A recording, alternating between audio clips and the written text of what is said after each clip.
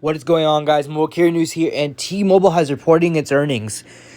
They've gained a total of net add-ons, which is basically how many in total of people, whether it be home internet, whether it be postpaid, prepaid, business paid, total subscriptions, or aka subscribers. They gained a total of 844,000 new subscribers. That is the biggest net growth for the fourth quarter of 2021 for T-Mobile in history. They were a little short off of AT&T. They were a little short off AT&T here, which is 880,000 subscribers, but that doesn't matter to T-Mobile. It doesn't bat an eye that they were short. They've gained so many subscribers. This is the biggest subscriber growth in history for T-Mobile. T-Mobile has never had this much subscription growth ever. And I'm honestly pretty proud of T-Mobile for this.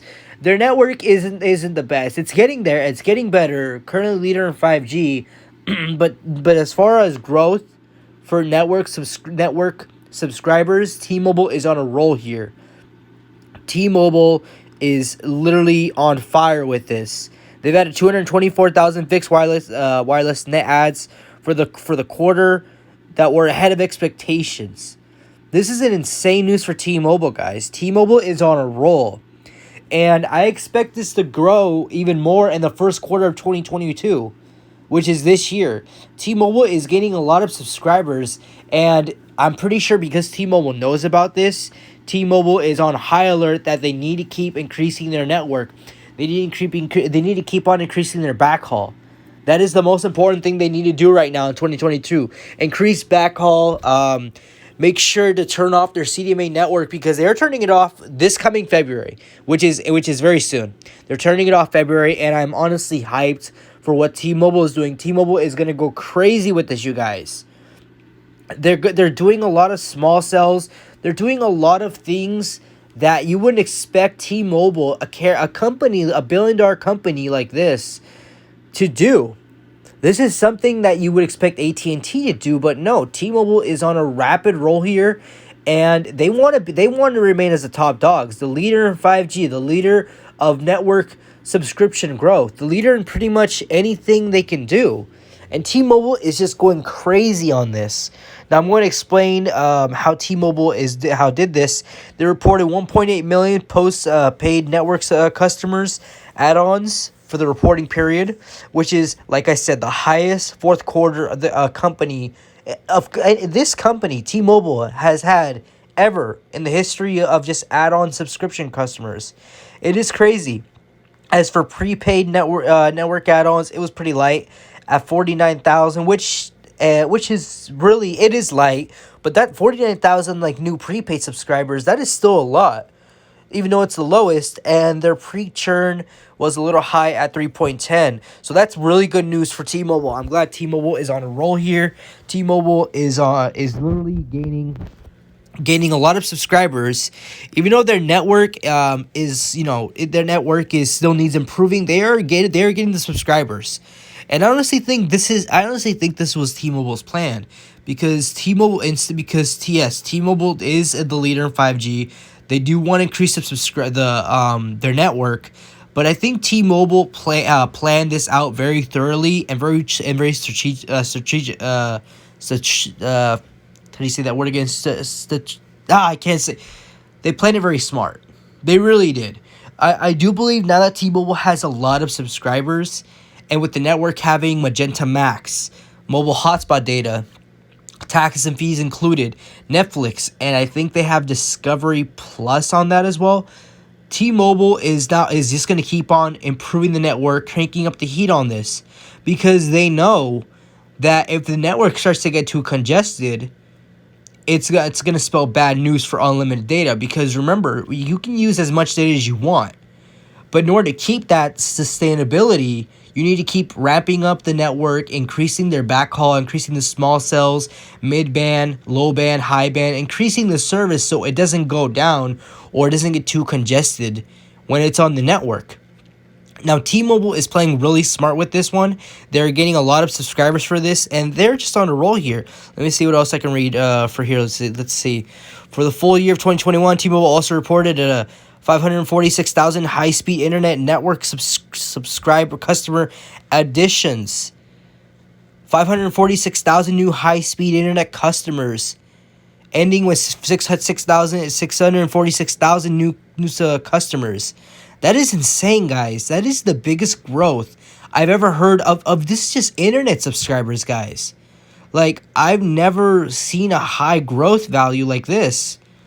I've never done research on what the other two companies, AT&T or Verizon, have had for their home internet, but this is just a huge growth.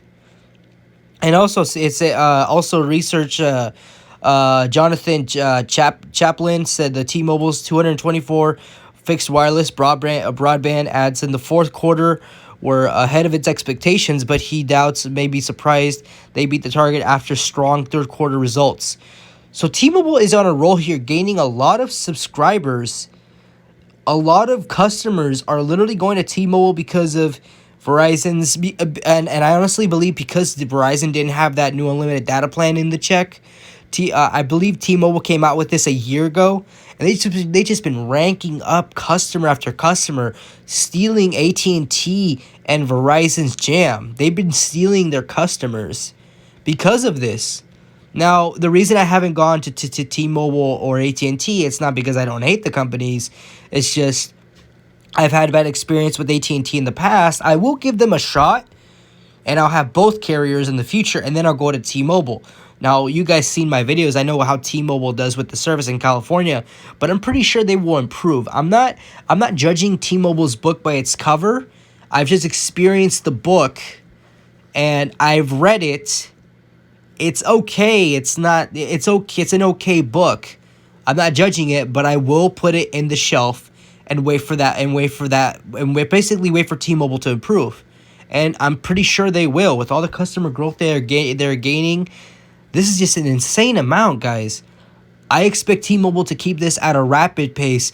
On top of that, T-Mobile's going to be they're going to be Xing out their 3G service. They're going to do a lot of things, guys. Home internet and fixed wireless for T-Mobile is going to be insane. I'm very excited for this. Verizon has not reported their earnings.